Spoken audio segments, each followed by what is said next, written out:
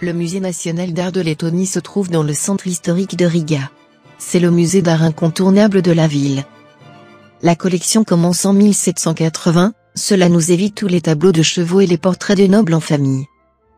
À cette période, les premiers artistes lettons sont formés professionnellement et sortent des écoles d'art. Les influences russes et allemandes sont fortes. Petit à petit un art national va se développer autour des courants artistiques venus des pays nordiques ou d'Europe de l'Ouest. Il prendra jusqu'en 1915, la forme d'un néo-romantisme saupoudré de symbolisme, d'histoire nationale et de paysages bucoliques. Les pères de l'art letton sont, Wilhelm Purviti, Jani Rosenthal, Jean Walter.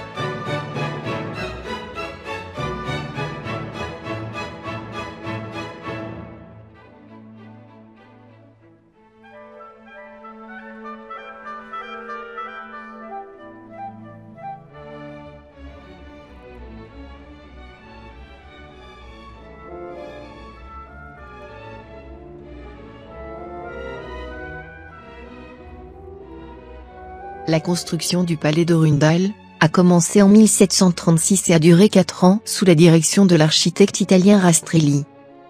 Le premier propriétaire est Ernst Johann von Biron, élu duc de Courlande en 1737.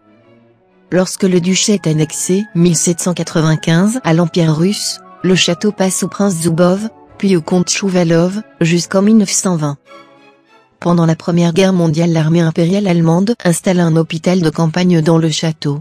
Durant les troubles suivant la chute de l'Empire russe, les troupes occupent Rundal et causent de sévères dégradations. Après son indépendance, le nouvel État de Lettonie engage une réforme agraire et le château est confisqué et nationalisé. Il est transformé en école et en appartement malgré un état général pitoyable. En 1933, il est donné au musée de Lettonie, qui le réhabilite peu à peu. L'occupation soviétique va mettre un terme à cette phase en le transformant en grenier. Ce n'est qu'en 1972 que les autorités installent un musée et que les travaux de réhabilitation reprennent pour s'achever en mai 2014.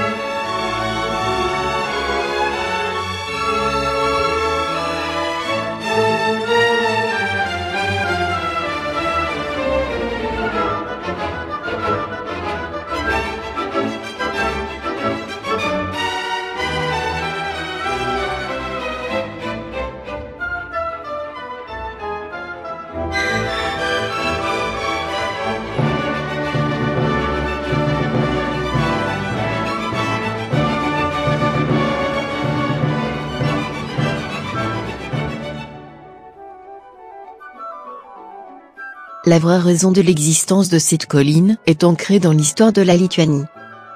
Au cours des siècles, l'endroit s'identifia à la résistance pacifique des Lituaniens catholiques en dépit des menaces auxquelles ils ont dû faire face à travers leur histoire.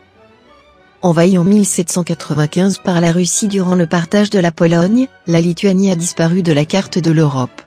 Quand l'ancienne structure politique de l'Europe de l'Est s'effondre en 1918, la Lituanie déclare à nouveau son indépendance. Durant toute cette période, la colline des Croix a été utilisée par les Lituaniens comme centre de prière pour la paix, pour leur pays et pour l'amour des disparus. Plus récemment, le site a pris une signification plus particulière, durant les années 1944 à 1990, alors que la Lituanie faisait officiellement partie de l'URSS. Les Lituaniens ont continué à se rendre à la colline afin d'y déposer des offrandes et montrer leur attachement à leur identité, leur religion et leurs racines. Ainsi, malgré l'acharnement des Soviétiques à retirer les nouvelles croix et à raser le site au bulldozer au moins par 3 fois, de nouvelles croix ont continué à apparaître. En 1985, les autorités soviétiques ont renoncé à retirer les croix. Depuis l'indépendance, les Lituaniens ont continué à ajouter des milliers de croix, chapelets et autres objets de culte. Le nombre de croix est certainement supérieur à 300 000, rappelant aux visiteurs la lutte d'un peuple pour la liberté de son pays. Le 7 septembre 1993, le pape Jean-Paul II s'est rendu à la colline des Croix, la déclarant site d'espoir, de paix, d'amour et de sacrifice.